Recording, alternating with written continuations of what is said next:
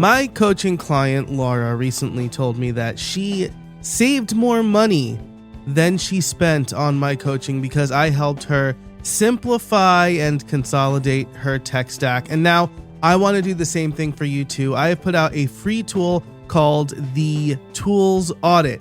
It will help you determine what tools you use, how much you're paying, where you can consolidate and eliminate to simplify your small business tech stack. You can go to streamlined.fm/tools to get your free tools audit today. That's streamlined.fm/tools. I feel like 2025 was the year of me screaming into the void that AI is not necessarily the best thing for us. I've started a new yearly theme about digital detox where I'm talking more about doing things in the analog world, but undeniably, AI has become part of the very fabric of our lives. And I think that more people are starting to see the appropriate uses, at least in my definition, for AI, which is why I'm so excited to have our guest on the show today. Hey, everybody, welcome to another episode of The Streamlined Solopreneur. I'm here with Christian Ulstrup.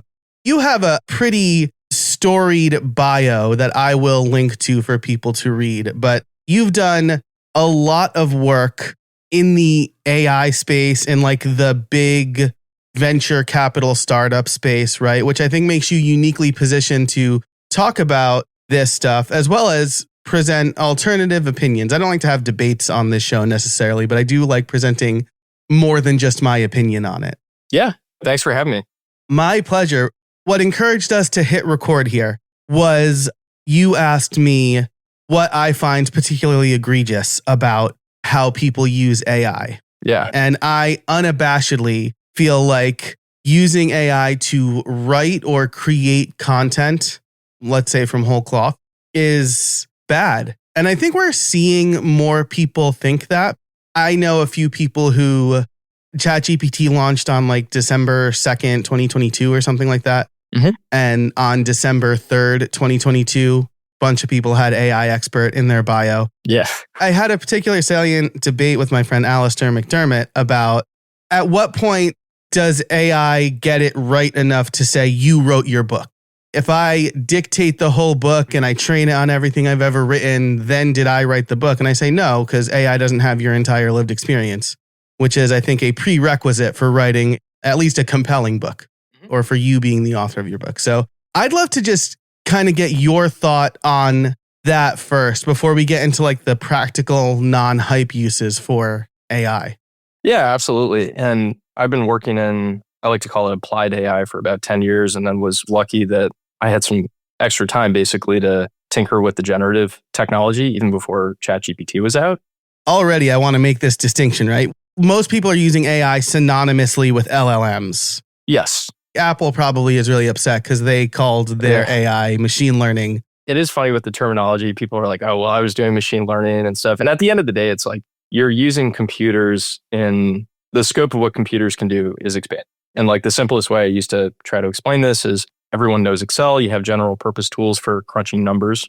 And now computers are able to, quote, crunch words. Now that means a lot and it's changing, and we'll sort of talk about that. But I think, and I'm looking forward to digging into sharing the data from our engagements, the things that work really well, the things that don't. It's always surprising, which is what makes what we do super fun, because every company is different, every workflow is different, every industry is different. And as the technology gets better, you don't really know before you go into it the way it's going to work out. So one thing I wanted to call out on the writing side is that I was lucky in grad school, actually. I somehow was able to get credit for my MBA graduate program by taking 2 fiction writing workshops. Somehow they signed off on that. They were like, that's fine. And those classes were fantastic.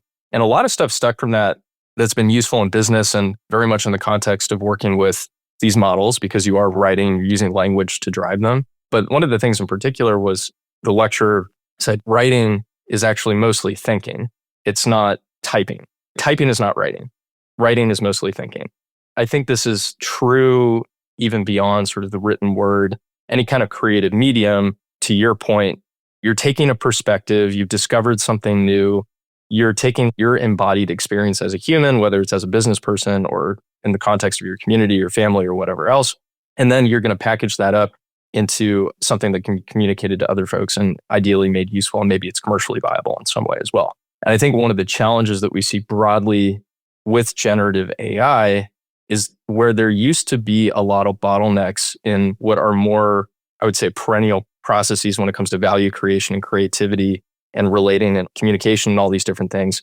AI actually is a valid substitute for pieces and parts of that sequence of steps to get like your message out there, to communicate or to create something. And it's such a general purpose technology like electricity that the first thing that people do is they take the existing workflows they have or channels of communication or sort of norms around collaboration and working together, and they try to simply just retrofit the technology to that way of working. I think that makes a lot of sense as the first thing to do. I think oftentimes the results are much more disappointing than people intuitively feel like this technology is amazing. We passed the Turing test, like it should be unlocking all this stuff. And I have a lot of faith that it will. Like it's going to show up in total factor productivity, GDP growth, things like that. However, these seemingly initially obvious applications where you're like, well, I'll just get it to write my blog post is not only not oftentimes like the right way to use it, but is almost like inverted versus the way that you want to use it to produce material of higher quality. So very concretely in the context of writing, what I have found to work super, super well is to use the models as compressors and sometimes as thought partners, this sort of other tool that you have in your toolkit to make whatever it is you produce much higher quality. There are a few ways that you can do this in the context of writing. Like one of my favorite things to do is at the end of the week, I will look at all of my Fireflies transcripts of all the client meetings, prospect engagements, everything else I have. And I was doing this manually for a while. We actually launched a spin-off product called Powerline that basically does this for you or makes it easier. We'll take all those transcripts, pipe it through the biggest context window LLM I can, and start asking it questions that I would want somebody who is like a relatively smart thought partner or somebody who could hold all that in their memory to produce information and then direct questions back at me. So I'll ask things like, what's the most important thing across all of these conversations that nobody's paying attention to? Or what is the one super precise question that you could pose to me, Christian, such that if I were to go for a walk and think about it and address it for the next 60 minutes, it would be likely to yield some kind of meaningful insight, like really precise sort of prompts or, questions and things like that. And the thing is, versus people going into ChatGPT and being like, well, I'm in this industry, I want you to write a blog post about this. Instead, taking all the raw material, which is the digital exhaust or sort of like the fruit of your labor, the stuff that's produced, that's real, that's out in the world, that's coming from like experiments and interaction and creating value that exists outside of the model, using the model to compress that and distill it down into something that's more essential that you can wrap your arms around. That's a great first step for them producing higher quality content, higher quality writing.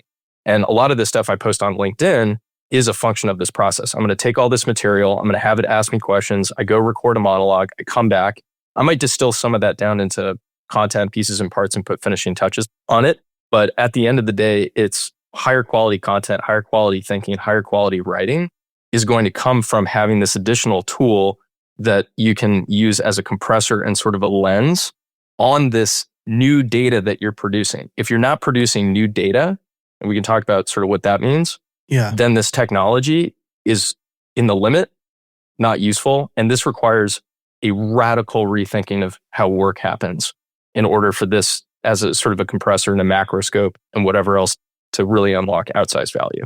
You said a lot of things here. I want to kind of break them down one by one. First of all, writing is mostly thinking. I love that. I have an article on my site called The First Draft is Where the Magic Happens. I talk about the core importance of writing is writing. People will be like, oh yeah, I just have AI write the first draft and I punch it up. And I'm like, that will inherently lack original thought. Yes. The thing I say is, next time you're in a meeting with a bunch of people, be the first person to give your opinion and then see how many people join you and then change your mind and see how many people change their mind with you. Yeah. It's like we're just highly influenced beings. Yeah. And so AI writes something, you're like, oh, this is really good. I don't need to make a lot of changes to it. Versus you sit with a blank cursor, or like what you do, you crunch all of this data throughout the week, and then you have a starting point that is completely yours. You just got the there's a common thread in these conversations I had. Let me pull on that. Yeah, 100%. And like, if you want to even visualize it, the model is this, I think there's some sci-fi writer who referred to it as like a blurry JPEG of the internet. It's a compressed representation of all the data that it was trained on. And so the weights are actually these mathematical representations of relationships between the data points. And the fact that that can be output in language that can be understood is really kind of an almost miraculous thing. It's still mind-blowing that this stuff works at all, but that's really what it is. And so anything that's beyond sort of the frontier of what it's seen, if you were to try to visualize this in some kind of like an object in high dimensional space, if you're venturing far outside of that, if you start by going to the model rather than thinking for yourself or experimenting sort of without using AI at all, it's going to sort of draw you back to the center. Mm-hmm. And if you're working in a domain where things are known and you can apply that knowledge to solving a problem that you don't have, but it's like contextually appropriate, that can be really useful. But if you're really out on some frontier, and that's where the best art, the best innovation, the best kind of 0 to 1 material comes from, I think oftentimes, especially at the very beginning, use of AI can be counterproductive. It's going to pull you back in when you really want to have some time, like you said, with the blank cursor, blank page, struggle it with yourself, have like an unmediated experience with reality wherever you are. And then if you document that, if you record that process and you take that and you use it with the AI in this kind of discursive way to figure out what to do next or to produce content or whatever else, then it can be incredibly useful. But to your point, it's like you got to venture out to the frontier first, find something good, and then figure out what to do with it. This reminds me, this is not apocryphal. This actually happened to me. I was trying to fix somebody's computer. They're like, it's not turning on. I don't know what's happening. And I said, is it plugged in? And they said, yes. I was like, all right, great. It's plugged in. I don't need to check that. I'm at it for like a half hour. And I'm like, let me make sure the monitor's plugged. Let me make sure. And then I'm like, you know what? Let me just check to see if it's actually plugged in. Yeah. And it wasn't. I was unable to solve my problem because of an assumption I was predisposed to. And that's kind of like going to AI first. You are predisposing yourself to something that might be preventing you from breaking through and solving the problem. There's this push and pull, right? The Renaissance was a bunch of artists building on techniques they learned from the past, and that's really important. But taking our knowledge and trying to solve a problem, you wouldn't paint over a painting from the 1100s to try to get to a brand new technique for painting. I think this is a really interesting question of when and how to use it. Somebody should come up with a good term for this, but I think there is a skill. There's kind of the skill of intuitively knowing whether you're working in a space where things are known or whether you're actually kind of out on the frontier. Because not everybody's out on the frontier all the time. And sometimes you need to be. And even in the course of a day, you can sort of step in and out of the manifold, like the footprint of sort of what is known, what's represented in the model, like literally whatever else. And understanding if you're in or out and when to use it is itself, I think, definitely some skill that you have to cultivate through practice. Now, the fundamental challenge with all this, I want to talk about the retrofitting thing for a second, because then we could talk about like some concrete examples of this working, not working, and how to scope experiments or application of the technology in such a way that you are going to get the upside without potentially taking on sort of the negative consequences, getting smooth brained or whatever, right? Because you're using ChatGPT too much. Is that, in fact, a lot of the work that people are paid to do currently, which a lot of this is inherited from 20th century sort of bureaucratic roles. And the more highly specialized you are in a larger organization, the more likely you are to be doing, in some cases, relatively rote reading, writing, retrieval, research, and to a degree, reasoning, although people quibble about is the AI reasoning or not. And we don't have to go into that, but little bits of reasoning where you're processing the information using inductive, abductive, or deductive reasoning. They're doing lots of tasks that sort of fall into that category. Because there was no alternative to processing information in that way, except in the case of Excel and some quantitative data, humans were always the bottleneck. So even if something was like known, not just maybe knowledge within a domain amongst experts, but even common knowledge, you have a lot of roles that exist that are just applying that common knowledge in a particular sort of context. Much, if not most work that's happening in sort of services industries in the US and the developed world is application of things that are known to to this particular context, and that knowledge is in the models. So the things that people are getting paid to do, a large percentage of them and a growing percentage should be, in some sense, delegated to AI. Doing workflow transformation is a very challenging thing. That's what we specialize in, so that both employers and employees can kind of figure out how to rethink like how the work is done and get it. But that's kind of the truth. Now, I think there's time-limited arbitrage on this, where you'll have some people will be able to do this for like a little bit longer, but eventually AI is going to eat up those tasks. And on the other side of that, what happens is the stuff that we're talking about, where you have to fundamentally rethink how you're creating value, how you're participating in the economy, it being more about doing new things, not just applying common knowledge in some kind of rote process. That, I think, is going to be the biggest challenge with retooling writ large, because I don't think it's like a small sector or a small number of people who have to go through this transformation. I think it's everyone from new graduates to people who are mid-career, and then executives at the highest level rethinking fundamentally what are the shape of the roles, the departments, and even fundamentally the economic incentives that we've implemented at our companies that allow people to get work done and for us to grow. People eventually have to get there, but I think it's totally rational right now. A lot of the work slop creation and everything else, delegation of those tasks, as long as you're continuing to get paid for it, basically to AI. So there's a lot of stuff that is known that's in the models. There's an infinite amount of stuff that's outside that's worth looking into, but we're sort of at the beginning stage of a transition where people are going to have to shift more of their attention towards the second mode of doing things. That'll take quite a bit of time. Again, you raised a lot of really good points here. I want to make my next point, but first I want to point out this really great episode of Deep Questions by Cal Newport. It's episode 380. Chat GPT is not alive, right? So you mentioned like, is it thinking? Is it reasoning? Cal Newport lays out a very strong argument for why it is not, at least like LLMs as we know them today. I'll just point people to that episode. I think it's really good. But the last bit you said there reminds me of, I think probably one of my first, I hesitate to call anything I write a think piece, but I think some people would call it that. An article I wrote called ChatGPT is Exposing Our Broken Education System. An argument I got, not really an argument, but a debate I got in with my friend about how teachers were handling AI and saying like, you can't use ChatGPT at all in your assignments. And I said, basically, if you're just telling a kid to write a paper on the Battle of Gettysburg that is completely factual without analysis, yes, what is that doing for the kid besides making them memorizing facts that they're going to remember in 20 years and be like, oh, I think I learned that one time, right? There's no critical thinking in that. Maybe you're learning how to research, but using generative AI in research and then ideally fact checking what it comes up with is research today, right? Just like using Wikipedia as a starting point is how we did research 20 years ago, right? So more recently, I weighed in on a question of, are computer science teachers getting left behind by banning vibe coding in their classes? And my take is basically, sure, you can vibe code if you understand the code that's being written. Mm-hmm. Understanding what's being generated is very important. You don't understand it until you actually do it.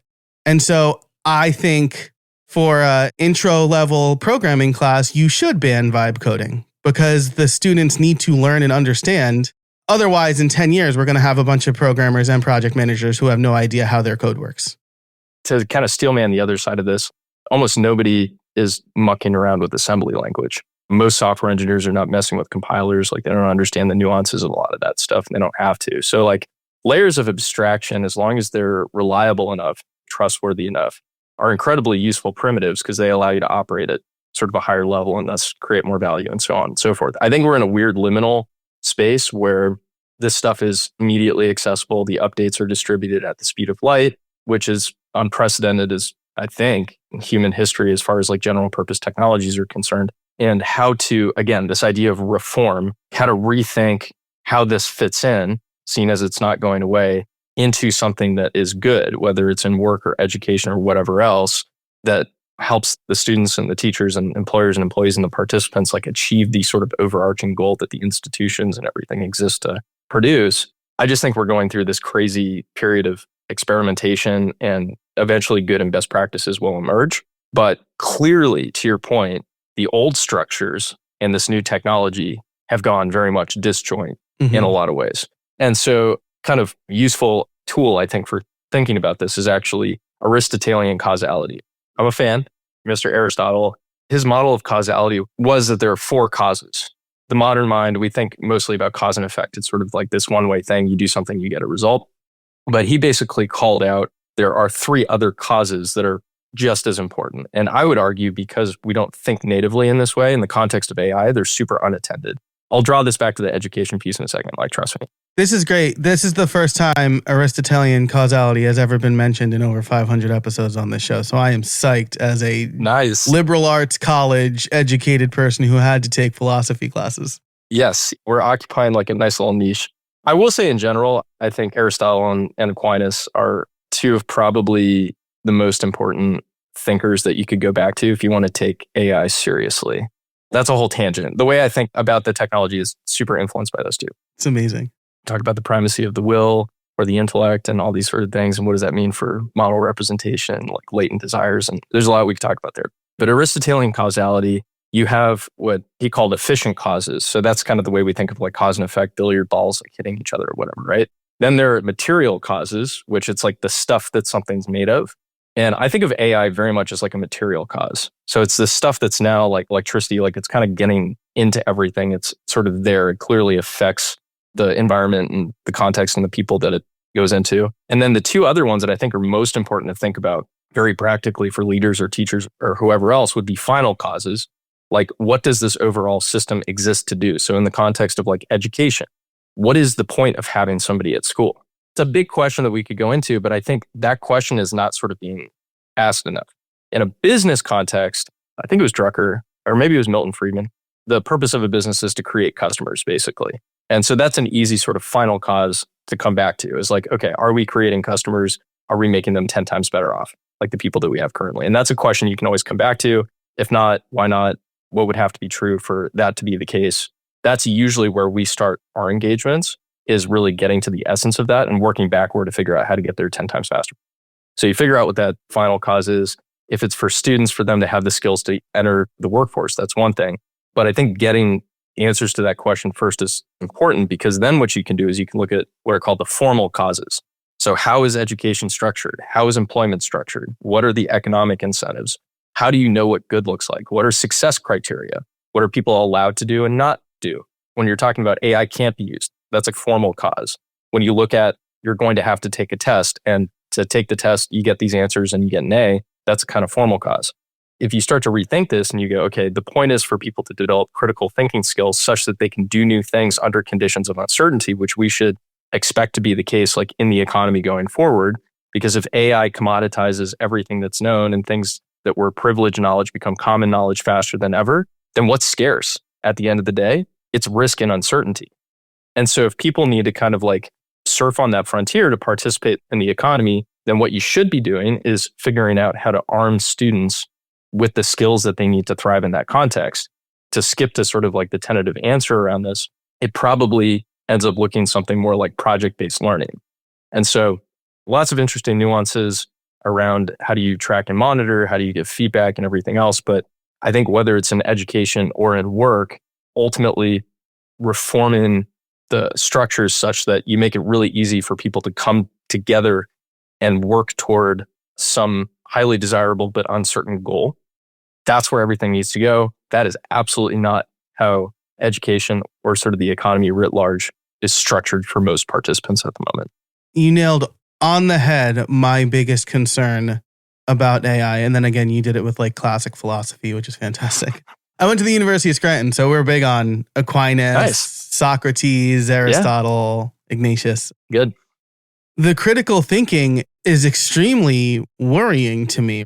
My wife, in a very casual example, right? We were going to the Schuylkill Trail And we were thinking about activities to do in case it was too cold to actually go into the creek, which it was fine. But she said, oh, I just asked ChatGPT to come up with a scavenger hunt for kids 4 to 8 years old. And I said, couldn't we have thought of that ourselves? That sort of thing, I think it seems so benign, but it's outsourcing a very gettable thing for us. Whereas like, I think a perfect use of ChatGPT that she did was she planned a clandestine surprise 40th birthday party for me that she had planned over the course of a year. Nice. And it was incredible. I've talked about it on the show before, but it was just incredible. She used ChatGPT to generate a mock-up of a cake to give to a baker. I'll include a link in the show notes again, but it was awesome. It like included like cigars and whiskey, and it was wonderful. In like fondant, not like actual cigars and whiskey in the cake. And I was like, oh, this is great. Now you're using the tool to do something you couldn't possibly do, to clearly communicate a craft that was made in the real world. Yes. Those two examples are always front and center in my mind, right? Because one, it's like, I don't feel like thinking, and so I'm going to outsource it to a machine. And then the other is like, this is machine assisted skill I don't have. 100%. And I think the simplest way I put it is technology is good so long as it helps you go deeper into reality and not flee from it. Love that. So are you 100%? Are you going deeper into reality? Are you drawing from the common knowledge pool in sort of a prudent way and then applying it to make contact with reality, get new data, and then you learn and sort of close the loop? And at the end of the day, you produce something that's of higher quality. In defense of my wife, I went through this whole thing in the summer before, right? Where it was like, I was doing the same things that she was doing. And I was like, am I losing my there's an episode about it. Am I losing my critical thinking skills? This is so important. And I think you're right. Schools were originally set up to prepare kids for like laborious jobs and then factory work, right? Like the 8-hour structure is like, hey, we need to train you to be able to sit for 8 hours and do some benign task. Yeah. And it's still like that. It needs to change. And maybe AI is the accelerant to actually make it change. I think it's the material cause. This has been really fun and abstract. I'll give you some concrete examples of how we've applied this and help customers sort of do the same. My firm is myself, and then I have associates. It's structured more as not like a traditional consulting firm. Nobody's full-time. Everyone's fractional. We're mostly remote and async. We have basically an optional meeting once every 2 weeks. Now it's every week because doing this growth sprint or whatever, but that's it. And everyone has the freedom and flexibility to kind of do the work however they want. Now, what makes this work is the way that we've structured the economic engagement is that ideally it's 100%. In reality, it ends up being like 50 to 80% of the compensation that one of these associates, who's a part of GSD, who's a part of my firm, is at risk. When we start engagements, we don't do, okay, we're going to do a year-long consulting engagement where we transform your company and that's, $500,000 or $1 million or whatever. We don't do that. What we do is we don't charge for discovery at all. We try to figure out as quickly as possible, using a lot of different AI tools, what are the 1 to 3 highest leverage workflow transformations within your organization that are going to deliver real ROI and results now, and give somebody who's going to get hands-on with the tool a real magic moment where they, through that, get fired up and they learn some general purpose techniques that make it easier for them to evangelize the technology and get other people interested and experimenting, right? Because the experimentation is where the good use cases come from. And so the way that we do this is we do the discovery, we formalize those prospective engagements then as time-bound, incontrovertibly binary outcome goals. Through that process to get to the AI point, it's like, okay, I know what the goal is. I know what sort of the constraints are. I know what tools I have available. I know who the people are. How can I use my critical thinking skills and decision-making, visceral intuition that I'm honing, where because there's real money at stake and there's a time limit, it makes me like quite uncomfortable. That's like a good experience, I think, to have that you don't get in sort of the classroom setting maybe as much as people should. And so every decision I make really counts because we have limited resources. And it just forces everyone who's doing it in this way, the associates and myself when I do them, to constantly rethink your process. And it's this continuous process of transformation. I do want to stop you here because I want to ask a question that is Sure. not really related to AI, but just kind of like the economics of this, recognizing that the associates are people on your side, right, who are solving the problem. Yes. They have agency, of course, but it sounds insanely risky to them to take on this sort of work relationship. Am I misreading that or is that accurate? I didn't know if this was going to work the first few times I tried it. What I have found in practice is they love it for a couple of reasons. I'm not going out like recruiting people. Like all these people came to me because they were following me on social media or Yeah, right. they knew what I was doing and they were curious about it. They're already kind of like, oh, this is cool and I want to try new things, right? So I'm not saying this for everybody all the time, everywhere right now. I'm just saying it works kind of in our context. And I wasn't sure if this was going to work. And we've adjusted the methodology and implemented some good practices around being really rigorous around some of the scoping, being really rigorous around syncing if it's over the course of like multiple weeks or months. There are little things like that that we've learned when we have failed, because that has happened and they've had to cough up money. And it's like, well, you put 10, 15, 20 hours into this and you lost money and you got it 80% of the way. It feels pretty bad. But in reality, what tends to happen is that happens. We have a formal debrief. They cough up the cash. I literally send them an invoice and they pay it. And then what we do is, okay, we made a prediction. This is what actually happened. Now we're going to explain the gap in between. And really having that space to take stock of all those insights. You're like, here are all the things that I learned. Then you go, okay, what do we do next? And usually what happens, it's like you go back to the sponsor and you say, we got it 80% the way there. Let's try this again with this date and maybe change one or two of the success criteria or something like that at the same rate. And generally they say yes. And so what happens is you kind of quote fail that first time. You really feel it, which causes you to learn. But then it's like, I think we can get this over the finish line. It's almost like higher stakes academic research. You're not awarded the grant money necessarily until you solve the problem. Like you said, it's not for everybody. It sounded like spec work to me initially, but it's not really that at all. It sounds like it's closer to a research project where you get paid out for completing the research. There's a lot of uncertainty because you're tying the outcome to something that is at least like 50% out of your control.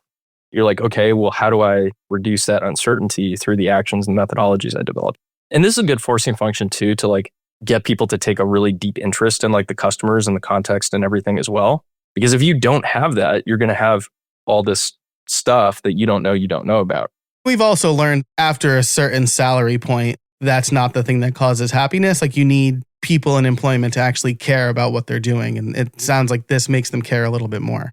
I think so. I mean, it raises the stakes. I'll give you just one more example because it's always good to make this stuff concrete. In the case of this enterprise that do lots of recruiting and everything, the overarching goal is sort of very clear. We want to boost the quality of the hires and make it more efficient and all these different things. Good reasons for wanting to do this. And so when we did this kind of the first time, we set this like very ambitious goal. If there are these 2 roles that we need to fill by a certain time, it's like, okay, this is pretty aggressive. Let's figure out what we can do.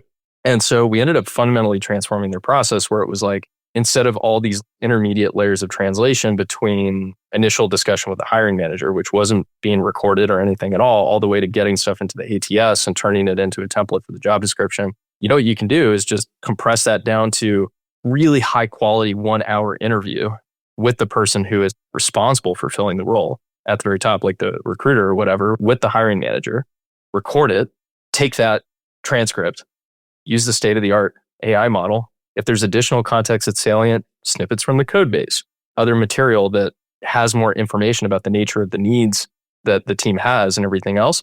Incredible job of producing job descriptions that were very precise, had a lot of information that, to be honest, is probably illegible to the recruiter because they can't be experts in everything when it comes to these technical roles in particular. That happens like immediately versus like the many layers that it was going through before. And it's like, okay, that's big. And now the question is, you've got the usual places where you post this to attract inbound. It's very competitive. Like it's increasingly like saturated. It's hard to get attention.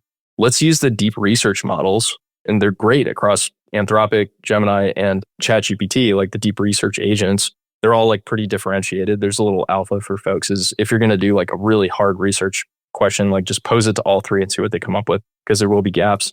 We asked this question of, okay, given the content of that original interview, if I were looking for exactly the person who would be the best equipped to do this, or maybe know the person who is, what are 3 to 5 super niche digital watering holes that exist out on the internet that I almost certainly had never heard of that we should go into and put this opportunity in front of to see who bites?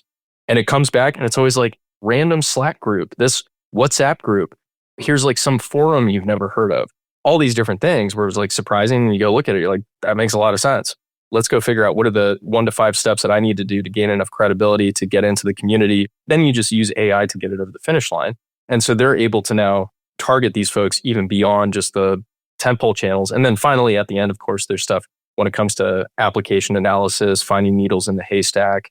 We actually open source some of the software that we built to help recruiters do this through Greenhouse within just a few key presses, using voice assistants to do interviews to collect more data, things like that. There's other stuff that you can do downstream. But my point is all of those techniques, you might be able to come up with that in the abstract, like it kind of makes sense. But having the forcing function where you're like, we actually have to figure out how to affect this result. What are those highest leverage things that we can actually come up with, test, and then hand off to somebody who's maybe not an AI expert so that they can incorporate it into their workflow and use it to accomplish the marginal result, which in this case is fulfilling another role. That's a hard problem. It was perfectly scoped, and a turbocharged learning ended up being worth a lot to everybody. But because how you did it sort of open-ended, it is sort of like just a really nice fit in terms of how the engagements work, given that you have a technology that's expanding in scope. It's the difference between wouldn't it be cool if, and I have to make this work. Yeah. It's the difference between an academic problem and a real world problem. My 8-year-old, I said, oh, this is such an academic problem. And she's like, what do you mean by that? I had to explain it. And I think there's the thought experiment and then there's the practicality. Mm-hmm.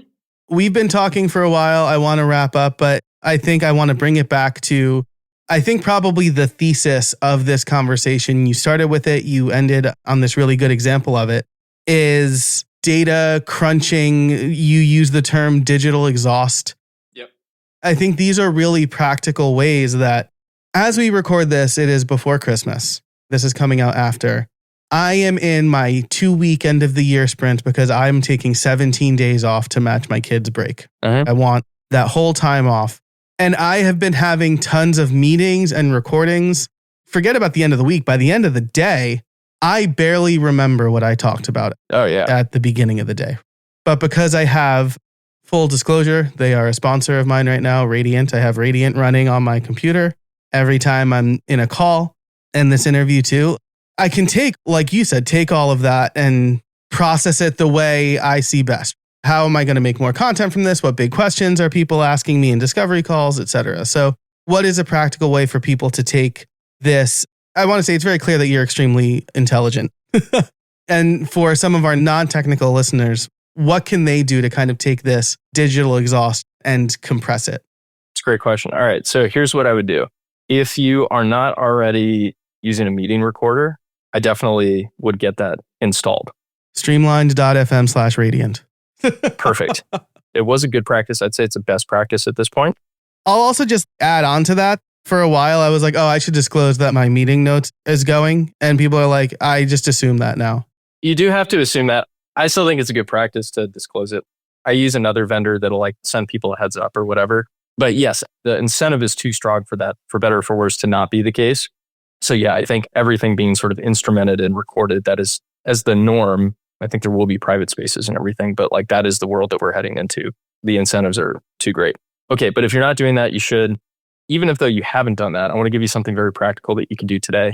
You're probably already producing a lot of digital exhaust, even if you're not using the meeting recordings. Best case scenario, you have lots of rich conversations, client interactions, like whatever else. You can get all that from the vendor that you mentioned. I do it programmatically to Fireflies because they have a really sort of robust API. So I use like Claude Code and whatever just to pull all this stuff really easily. You take a big a sample as possible, and then you want to go to the Google AI Studio, is what I would recommend. Choose Gemini 3 Pro.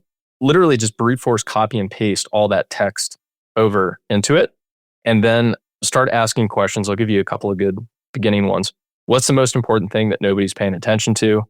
What's something that I can do in 60 seconds or less that I definitely haven't committed to that would improve my situation or somebody else's in here that I just don't know about?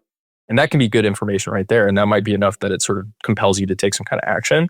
But if you want to create content and do writing very different than just tell ChatGPT to write a blog post to get the most value, what I would do is prompt it. And this is the million token context window. So put in as much of the recordings and stuff as possible. Say, I want you to pose to me 3 extremely precise, very hard-hitting questions, all of which are independent, have different coverage, that if sufficiently answered, would yield some kind of transformative, genuinely novel, impactful insight. And maybe make reference to the primary source material where appropriate in the context of the question. That's like a good prompt. You can sort of put it in the show notes or something like that. Yeah, this will be in the transcript. I make all the transcripts of the show. This will be in the too, transcript. so, yeah. I want to make this super practical though, so people can get this over the finish line.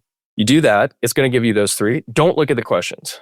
Kind of cover your eyes and then copy and paste them into like Apple Notes if you have an iPhone. And then what I want you to do is I want you to put on a jacket or whatever if it's cold. It's very cold here. Put on your shoes and carve out at least an hour to go for a walk. Throw in the AirPods. And then when you're out there, open the notes with the questions and just look at the first one and read it like very carefully. Turn on an audio memo on your phone and just talk.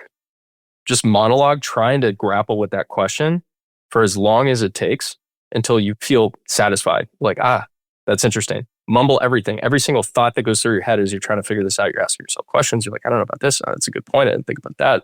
Whatever, right? Just keep going to get all that material out of your head. And then once you're satisfied, you go to the second question. Go to the third one. And by the end of it, you might find that you have a monologue that's anywhere from 40 minutes to 2 hours. Sometimes these questions are really good. You have to work through things. Bring that back over. It can either be a fresh session or the same session. You can do this many times as you want. But at that point, there's probably 1 to 3 things that came out of that are really, really, really good insights. And then whether you use AI or not, you just distill it into something that you can share through the appropriate channel. That's a great way to use this to create like really high quality content. One other thing I'll say about this is if you don't have the recorders, the other sort of potential goldmine of digital exhaust would be your email outbox. Really easy way to get all those emails in the same way that you would the transcripts. Again, just like as text that you can copy and paste, is to use a plugin called Mail Meteor for Gmail. And you can select all or like a sample of emails, whatever filters you set up in Gmail to do it, just export all that. And that you can use as digital exhaust. It's not going to be as high fidelity as what you're going to get from conversations, but it's still most likely enough that you could put this into practice. That would be my recommendation. If you want to go crazy with the multimedia, you have a little bit of text, go create like an image with Nano Banana and be creative with some really esoteric artist or style that calls to you. Use your intuition or taste around that. I like Richard Scarry, so I just did a fun one. Nice. Where it was me with my VR headset on, walking on this ridiculous walking treadmill I have in my home office. It was on LinkedIn. And yeah, you can use like Nano Banana Pro for the image, animate it with VO, and now you've got a nice little piece of content that's not slop. It was AI catalyzed in sort of the right ways. But at the end of the day, it's all about writing is mostly thinking, like we said, getting the higher quality thoughts out of your head such that you can share them with the world and keep things moving forward, whatever your project is. So go for quality. What I just outlined, super straightforward way to do this with the general purpose tools everyone should have access to at this point. Really strong way to end today's episode. Christian Ulstrup, thank you so much for joining us today. If people want to learn more about you, which everyone should, where can they find you? It's a great question. So I post a lot of content on LinkedIn. So if you go to christianulstrup.com, that'll redirect to my LinkedIn page. You can follow me, send me a connection request, anything else. And then if you're interested in workflow transformation specifically, which is what we do with the business, all of our offerings, case studies, everything else, that's available at GSD. So Get Stuff Done is the name of the firm, gsdat.work. gsdat.work. You can learn about our firm, our services, and what we do. So those would be the best 2 ways to get in touch. I hope to hear from folks in the audience.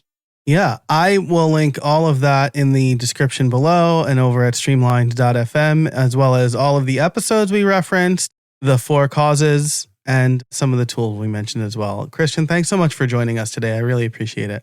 Joe, thank you. And thank you for listening. Until next time, I hope you find some space in your week.